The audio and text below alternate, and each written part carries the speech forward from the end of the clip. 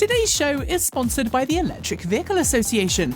Join up to support the electrification of transport and get the help you need to finance your own EV or clean energy future.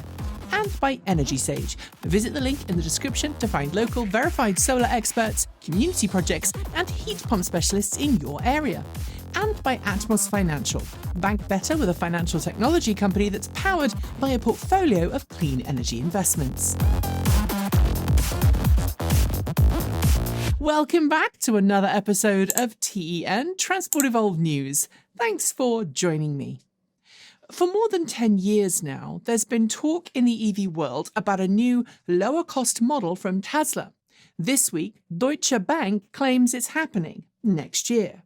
Deutsche Bank reached this conclusion after some of its analysts spoke at length with Tesla's head of investor relations, who told them that Tesla is working on a new Model Q for the first half of next year, with a US price of under $37,500 without incentives.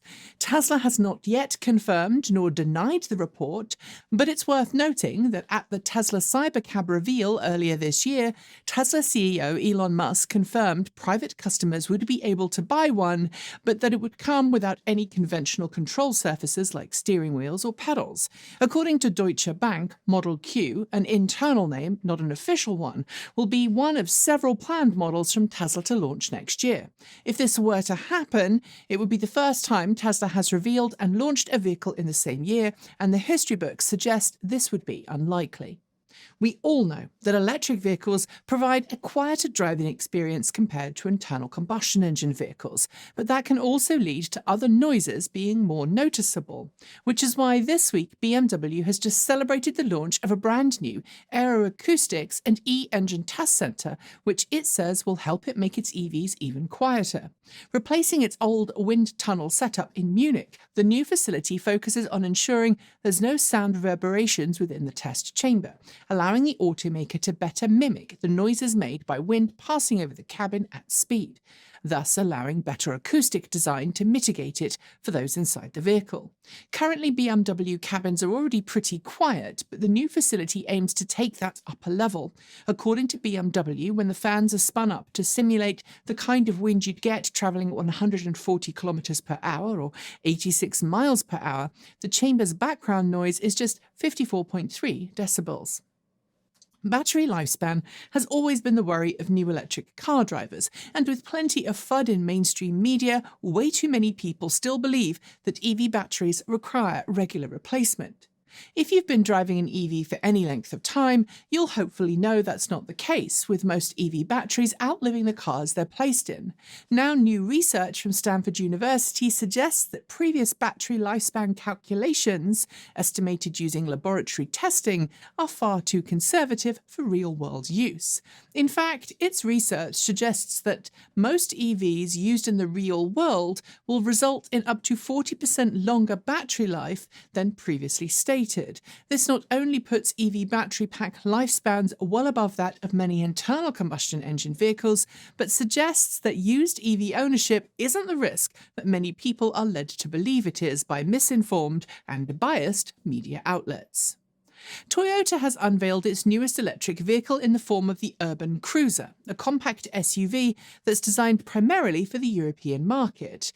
Built on the Urban SUV concept from a few years ago, the Urban Cruiser will make its public debut at the 2025 Brussels Motor Show, and if it looks a little familiar, it's because it's built on a shared platform with the recently revealed Suzuki eVitara. That translates to a similar spec with a choice of all or front-wheel drive and a choice of 49 kilowatt-hour or 61 kilowatt-hour lithium iron phosphate battery packs. The front-wheel drive variants will offer an entry-level 106 kilowatts at the wheels or a more powerful 128 kilowatts, while the all-wheel drive variant pushes that up to 135 kilowatts. Range and price to follow next year. Also revealed for the first time this week is a new luxury model from DS. Called the DS No.8, the luxury model is scheduled for a mid-2025 launch date. Just a little smaller than a Tesla Model Y, it's a mid-size model that DS is calling an SUV coupe, and I've got to admit the design is different enough from everything else out there to stand out a bit. To my eye, it looks a little like a Rolls-Royce Spectre from a distance with similar roof sweeps and massive wheels. We don't have pricing nothing yet, but we do know that it will be offered in standard range front-wheel drive, long-range front-wheel drive, and long-range all-wheel drive variants, with up to 750 kilometres, 466 miles on the WLTP CES cycle in its most efficient variant, thanks to a low coefficient of drag of just 0.24. 160 kilowatt DC fast charging will come as standard.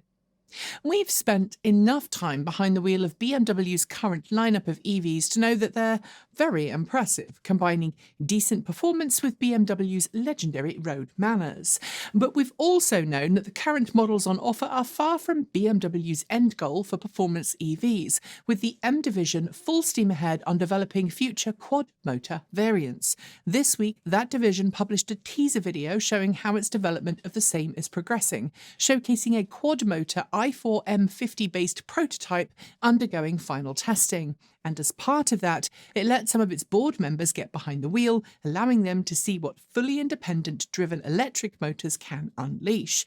Of course, it's worth noting that like any automaker published teaser video, it shows the brand in a good light. It suggests a production quad motor is most certainly in the pipeline in the near future. It's official. General Motors' self-driving arm Cruise will stop its development of robotaxis, and instead its IP and technology stack will be absorbed into the automaker for use in its range of cars.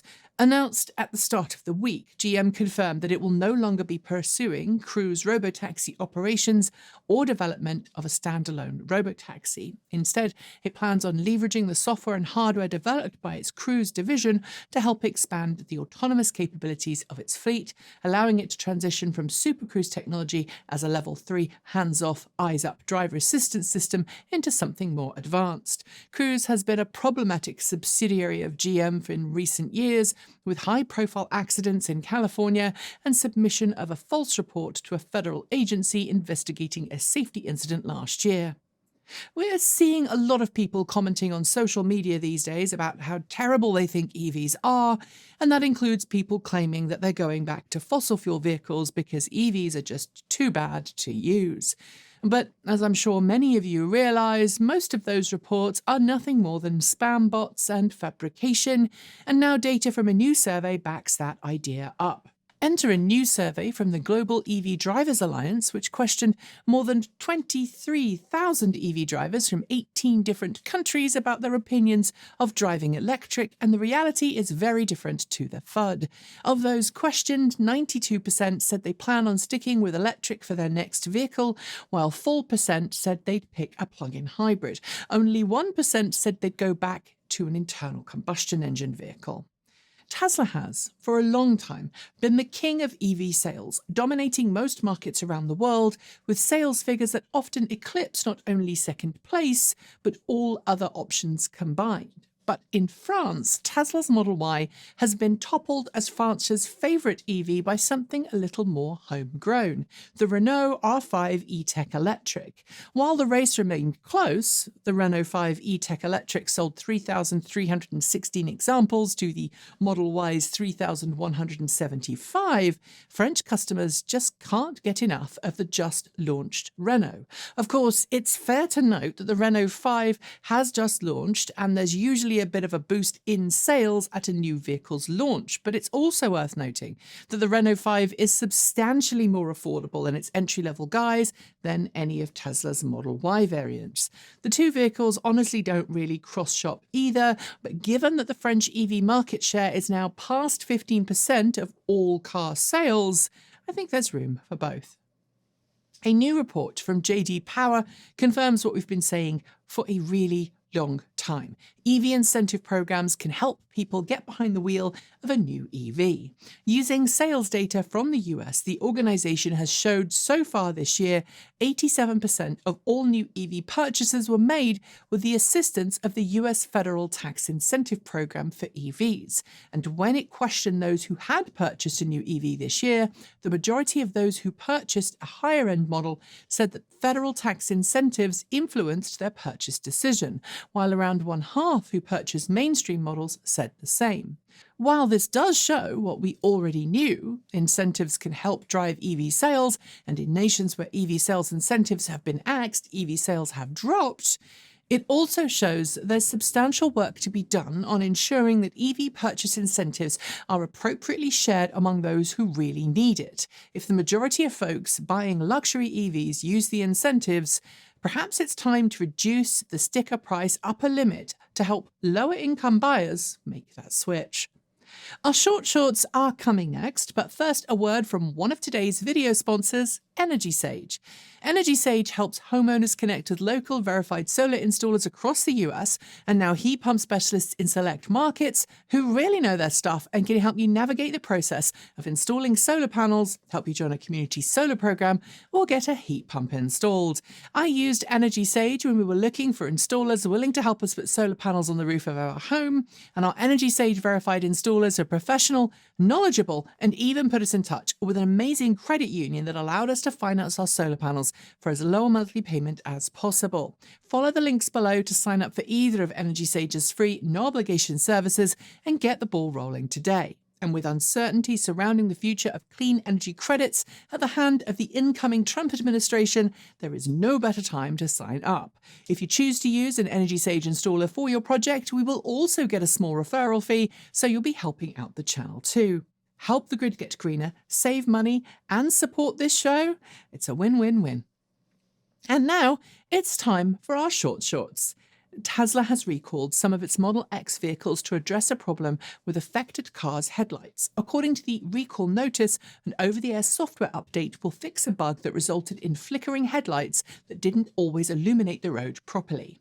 Electrify America and Costco have officially turned on fast charging stations at 5 Costco warehouse locations across the US. 34 stalls have been commissioned in California, 6 in Colorado, and 6 in Florida for use by customers.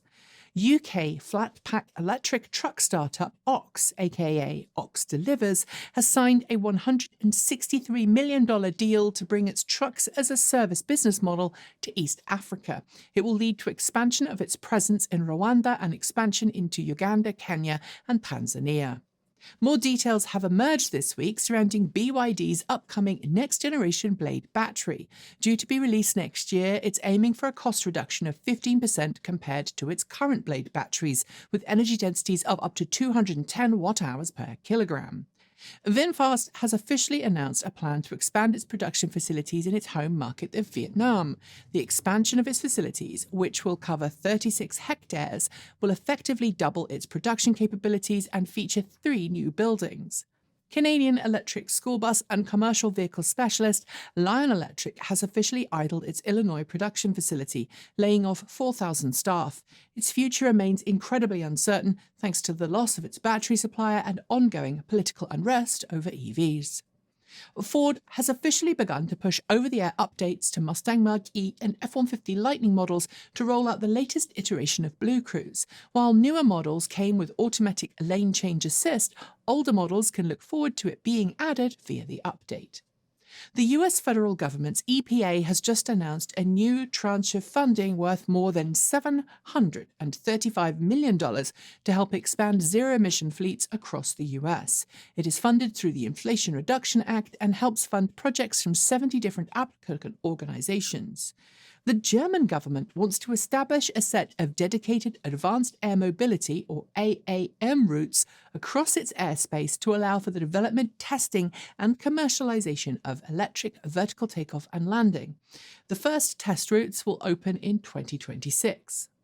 Xiaomi has officially unveiled its new EV, the Xiaomi YU7. Basically an SUV sibling to the SU7, it promises up to 508 kilowatts at the wheels thanks to a dual-motor drivetrain. The battery pack capacity hasn't been published, but it will come from CATL. Talking of which, CATL has just signed a new battery agreement with Stellantis that will see the two companies form a new joint venture to build and operate carbon-neutral LFP production facilities in the EU. The facility will be capable of producing 50 gigawatt-hours of cells annually. Jaguar's just revealed luxury model, part of the brand's rebirth as a hyper-luxury electric car company, will apparently cost more to buy than originally thought. Talking this week, Jaguar's new CEO suggested the starting price will be upwards of $200,000 US. A new project in Europe has begun that aims to work on developing digital battery passports for EV battery packs. Leveraging blockchain technology, the program wants to make it easier for consumers to know how ethical their batteries are and where the EV battery pack's constituent parts came from. You might think that EV charging is just about charging your personal vehicle, but in the UK this week, Kempower, DP World and Kalmar launched Europe's first ultra-high power charging system for battery electric straddle carriers, those big things used to load and unload cargo vessels in dock. The Indian city of Mumbai is doubling down on its efforts to decarbonise its transportation network. The organisation responsible for managing its bus fleet has just placed an order for nearly 3,000 new single-decker electric buses for use on its roads, with plans to expand that to 8,000 by 2027. Thanks to official filings made with Chinese authorities, the first images of the refreshed BYD Dolphin have appeared. While the design refresh is mild, the vehicle still looks pretty similar to its predecessor. There's a new mid-spec motor option rated at 130 kilowatts. In a similar vein, governmental filings made by Xpeng in China have revealed that the automaker is working on LiDAR-free driver assistance systems on future G6 and G9 models, following Tesla's path and relying on computer vision cameras instead. And while Tesla maintains that it isn't yet launching its Cybertruck in China, new data from the PRC this week suggests that it's just received homologation of energy consumption for the Cybertruck, something that's required in China before a new vehicle can be sold to the public. Kia has confirmed that its just announced Tasman Pickup truck will get an all-electric version. Just a little bit smaller than the F-150 Lightning, the Tasman will be sold in internal combustion engine variants in some markets and electric versions in others. Watch this space. Bespoke electric RV company Lightship has unveiled the AE1 Cosmos Edition. A fully customizable travel trailer, this limited edition version is effectively the launch version of the Lightship RV, and just like future models, will come with its own battery pack and drivetrain to make towing behind an EV a breeze. Continuing President-elect Trump's disdain for EVs, the incoming administration is looking to cancel more than $3 billion of purchase contracts with Oshkosh over battery electric mail trucks. Instead, they want the post office to buy gas-powered vehicles instead. As we've covered last week, Nissan Ariyas now have official access to Tesla's Supercharger network, but this week we learned that Nissan Ariya owners who wish to use NACS adapters will have to install a small plastic piece into their charge port to ensure the locks work properly. Hyundai has officially opened the order books in Germany for the Inster EV. Sold in other markets as the Casper EV, the Inster EV will be offered with a choice of 42 kilowatt-hour or 49 kilowatt-hour battery packs and 4 different trim levels. Meanwhile, in the US, if you want a Hyundai EV and you don't mind worshipping at the altar of Jeff Bezos, you can now order your new car on Amazon. It's all part of a new program called Amazon Autos, and a product that aims to do for cars what Amazon did for bookstores. Tesla has dropped the price of using superchargers in parts of Europe and North America. Depending on where you are, the price drops can be as much as 7%, but it does appear to depend on location, local electricity prices, and overall demand for EV charging. Rollaway, a startup that wants to replace Airbnb and hotels with RVs built on Chevrolet BrightDrop chassis, has launched its service in San Francisco. Its first few vehicles are already booked up until well into next year, so if you're interested, plan ahead. Honda is leaning into some pretty big discounts for its Prologue SUV right now in the US, with up to $6,000 off list price on top of the already existing federal tax credit. At the same time, it's now offering 0% financing for 72 months. Nikola Motor, despite its grand promises of a hydrogen fuel cell future for long-distance trucking, is struggling to follow through on that promise. This week, we learned of a complaint filed to NHTSA that says the fuel cells on some of its vehicles shut down unexpectedly, leaving the big rigs running on reduced power from their small built-in battery packs. Archer Aviation has finalised a partnership in the UAE that will allow it to progress to become the first commercial eVTOL operator in the region. Following on from a prior purchase order worth $500 million, the company says it wants to start services as soon as possible. Volkswagen is rumoured to be considering moving production of its ID. Buzz from Germany to Poland to help it counteract industrial action in Germany over job cuts at the firm. It's worth noting that Volkswagen's commercial division, rather than a passenger car division, makes the ID. Buzz. Consumer Reports released its latest owner satisfaction survey results this week, which places Rivian at the top for a second year running, in front of BMW in second and Tesla in third. Interestingly, this is despite Rivian's reliability scores not being all that great. We might think of California as being the leader in the US in terms of EV adoption, but it turns out that it's just been overtaken. While California leads in sheer volume of sales, Colorado now leads in per capita sales, with a higher percentage of Coloradans going EV. The US state of Kentucky is readying a new law that will increase the cost of owning an EV, pushing up the annual registration fees by 5%. Plug-in owners will pay $126 in ownership fees every year from January 1st, but hybrid owners will see their fees dropped from $60 to $0. The European Union is looking to establish new e-scooter safety standards to keep both riders and other road users safe. Under the proposed rules, e-scooters will be limited to a maximum speed of 20 kilometers per hour, and helmets will be mandatory. In a similar vein, the City of New York is looking to enact a bill that would require license plates and registration for all e-bikes, scooters, and one-wheels in the city. You'll also need insurance, something which small businesses and gig workers say is an unfair, unofficial tax. Lucid has officially started production of its Gravity SUV, and this week it's been given its official EPA rating of 450 miles per charge. It's a little more than Lucid originally promised, and early drive reports are very complimentary. Stellantis has promised that it will bring half-price lithium-sulfur EV batteries to series production by 2030. Developed in collaboration with startup Zeta Energy, the new battery packs promise 50% more driving range and twice the charging speed of current EV battery packs. Rivian has confirmed that its adventure network of charging stations, which originally were only accessible to its own EVs, is opening up to all. Rivian's network is going to be a key aid to those travelling cross-country, as it tends to serve more remote locations than its rivals. And finally, for the shorts, if you look at an electric scooter and think it's just too cheap, may I present the all-new e-Cruiser, spelled with a K. It's the world's first ever gaming platform on wheels. Now, I have doubts about the safety of combining gaming with riding, but it's the price that's really what's getting me. It's $13,000 US. I actually had to reach out to their press person and check. No, don't. And those are your shorts. There will be more next week. Our final two stories are next, but first, a quick word from friend of the channel, Atmos Financial. Imagine a bank where your savings not only grow, but also go towards growing a greener world. That is exactly what Atmos Financial does for you. With Atmos, every dollar in your checking and savings account is funding projects that light up lives with solar energy rather than fossil fuels.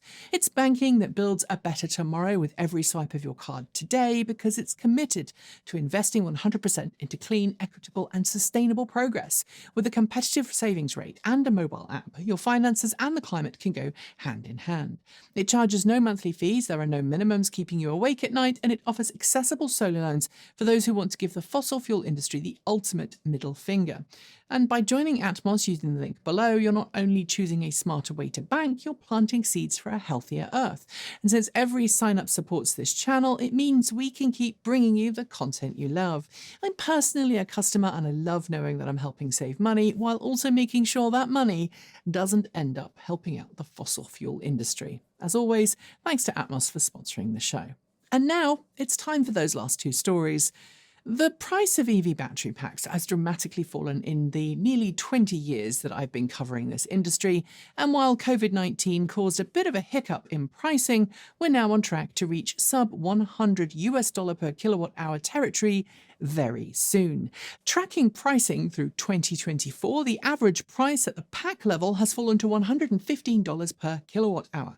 That, says Bloomberg New Energy Finance, is the quickest price drop since 2017. It's led analysts at the firm to confidently predict that the cost of EV battery packs will achieve a pack level price per kilowatt hour of under $100 as soon as 2026. That would translate to a battery pack of 80 kilowatt hours being just $8,000 US dollars, dramatically less than the $11,500 it was just 4 years ago.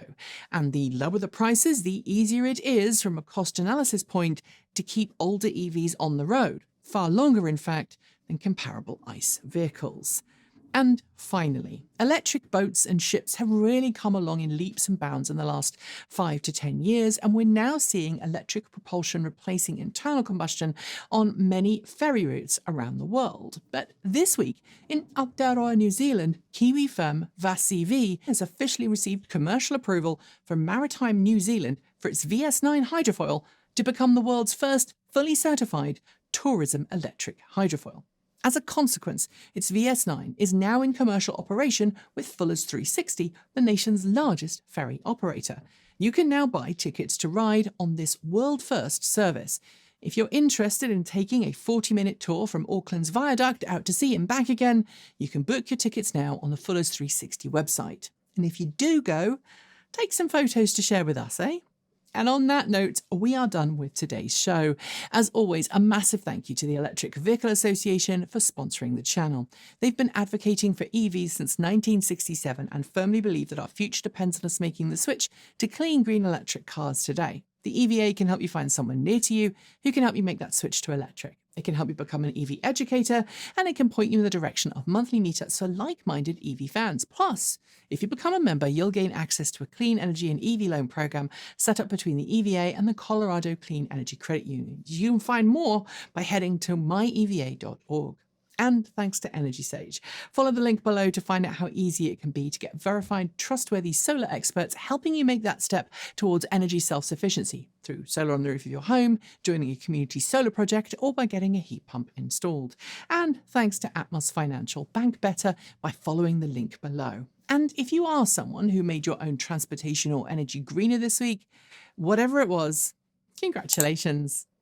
If you'd like to support the channel directly, please consider supporting us from $1 a month on Patreon, which is about $10.08 a year, or by visiting our swag store. We are viewer supported because we believe the information we produce should be free for everyone to consume. So if you support us, thank you. I'm not being hyperbolic when I say that you make this all possible. You really do.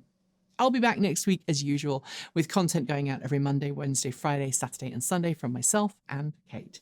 To finish, remember that you are valid, you are loved, and you have a place in this world. I know that there has been an increase in targeted hate aimed at minority communities right now by folks who are feeling particularly emboldened, and some lawmakers too, but know that all of that hate is nothing compared to your awesomeness. Your continued existence makes it harder for hate to get a foothold. So be inspirational, be bold, and do good, do well, and let them say. So until next time, stay safe, regardless of your identity or who you love. Be an amazing ally, be kind, be the positive change you want to see in the world. And please, for the sake of everyone's future, don't let hate or ignorance win. Keep evolving.